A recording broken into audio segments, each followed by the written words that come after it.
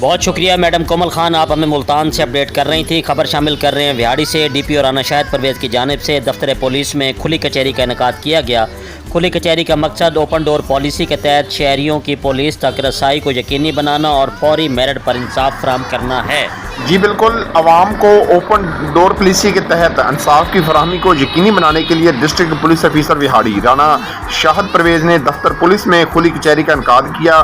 खुली कचहरी के दौरान डीपीओ विहाड़ी ने शहरियों की शिकायत मसाइल सुने और उनके फौरी हल के लिए मुतल्लिका अफसरान को बजरिया टेलीफोन हदायत जारी करते हुए कहा कि पुलिस अफसरान आवाम की शिकायत और मसाइल हल करने पर तवज्जो दें और कानूनी तकाजे पूरे करते हुए मेरिट पर उनकी शिकायत का फौरी अजाला किया जाए। डीपीओ विहाड़ी राना शाहिद परवेज़ ने मजीद कहा कि खुली कचहरी के इनेकाद का मकसद शहरियों को ज़्यादा से ज़्यादा रिलीफ और बर वक्त इंसाफ की फराहमी है।